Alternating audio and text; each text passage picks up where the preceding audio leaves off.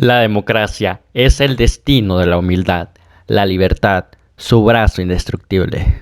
Benito Pablo Juárez García, nacido en una remota aldea de las montañas oaxaqueñas el 21 de marzo de 1806, su figura ayudó a conciliar a México como un país.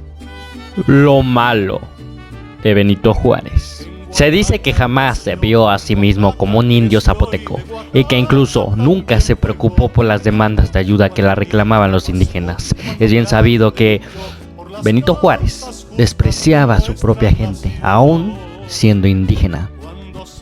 Fue muy radical e inflexible en sus ideas, tanto que no permitía negociación alguna y los cambios de las leyes eran muy bruscas. Extendió su periodo presidencial. Se reeligió por 5 ocasiones. En una de las leyes de reforma, perjudicó a las comunidades indígenas al no permitirles tener tierras comunales. Tal vez ese odio que les tenía a sus propios poblanos era verdadero. Ejerció el cargo de presidente sin haber sido elegido constitucionalmente. En 1858, después del golpe de estado de Ignacio Comonfort, en apoyo del Plan Tacubaya, Benito Juárez ocupó por Ministerio de Ley el cargo de presidente de la República. Nunca fue elegido presidente. Tratado McClellan-Ocampo. El 14 de diciembre de 1859, el entonces embajador de Estados Unidos en México, Robert William McClellan, y el legendario político liberal mexicano, Melchor Ocampo, firmaron en Veracruz el llamado Tratado McClellan-Ocampo, el cual dictaba que México se comprometía a ceder a Estados Unidos a perpetuidad el paso por el Istmo de Tehuantepec y otros puntos del territorio nacional, como lo son las fronteras de Chihuahua, Coahuila y todo lo que esté pegado al norte con Estados Unidos. Hacer un corredor como el Canal de Panamá, pero en México. Además de eso, el tratado permitía a los militares gringos pasar libremente por el territorio nacional o por algunas partes del territorio nacional. También se propuso por su secretario de Relaciones Exteriores que todo México hablara inglés, imponiendo como lengua principal el inglés. El Tratado McClellan-Ocampo, en el cual Benito Juárez lo que buscaba era que Estados Unidos reconociera su mandato presidencial. Y no solo eso, también que apoyaran para que la lucha de los conservadores y liberales acabara.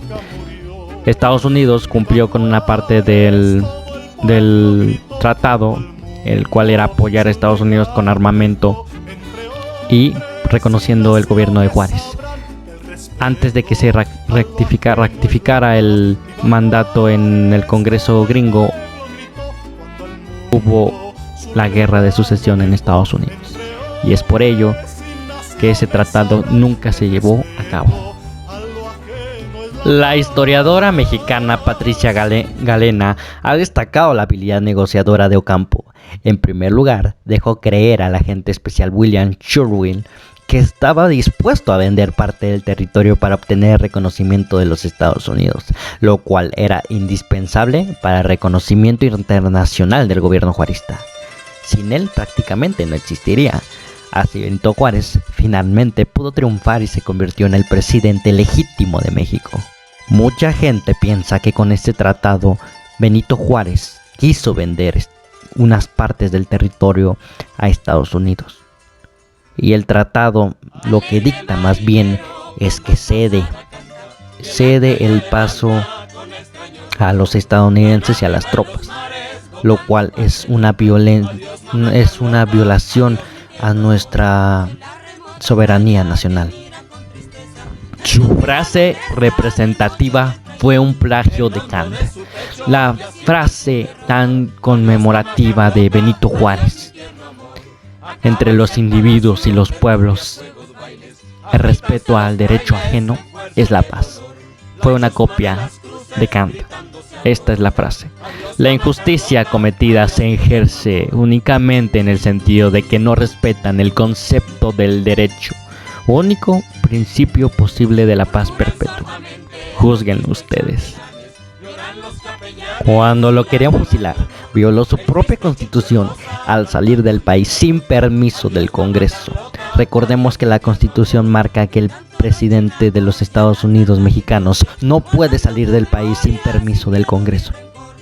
Dejó al país en la peor situación económica de su historia, con una deuda externa que en esa época rebasaba los 150 millones de pesos, en los que actualmente los intereses son más altos que la deuda original. Cosas buenas que hizo Benito Juárez. Gracias a las leyes de reforma entre 1855 y 1860, en la disputa por el poder con Ignacio Comonfort, se logró la separación de la Iglesia Católica del Estado. Fue gobernador de Oaxaca y como gobernador de Oaxaca formó las Cortes de Justicia de Oaxaca. Reaccionó contra Antonio López de Santa Anna cuando Estados Unidos invadió a México. Cuando Estados Unidos invade México, Benito Juárez se levanta como siendo gobernador de Oaxaca y se impone a lo que Antonio López de Santa Anna dijo. Benito Juárez fue iniciador de la Guerra de Reforma, que duró 3 años. En 1862 luchó contra la invasión francesa. Constituyó las escuelas laicas y gratuitas en México. Recordemos que después de las reformas hechas en 1855 y 1860, se logró separar la educación laica y gratuita en México. Logró el crecimiento de la infraestructura y trajo mucha inversión extranjera. Sin embargo, por lo que más se le reconoce a Benito Juárez es una figura enorme como héroe mexicano, ya que con él se concilia a México como un país soberano y por primera vez México es reconocido como tal. Así que Benito Juárez, ¿un héroe o un villano? En mi opinión, es y será el héroe de nuestra historia nacional. ¿Por qué razones? Por un lado, se han inventado muchas cosas de que él quiso vender unas partes con el Tratado McClellan. Ya vimos que eso no fue cierto. Hasta yo creí eso, hasta leer el tratado. En el tratado nunca se dice eso. Sí hubo una negociación por parte de Ocampo para convencer a Estados Unidos de que nos apoyara. Estados Unidos apoyó a Benito Juárez para que ganara la guerra contra los franceses. Eso también es cierto.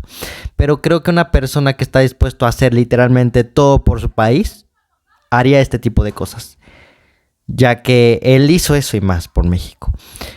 Cuando los franceses perseguían a Benito Juárez, huyó de Palacio Nacional y se llevó todos los archivos de la nación, porque él sabía la importancia que era un país, un México.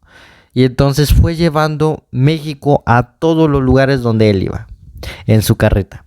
Entonces es una figura muy importante en la historia de México y por lo tanto es para mí un héroe, indiscutiblemente. A pesar de que sí, efectivamente odiaba a los indígenas.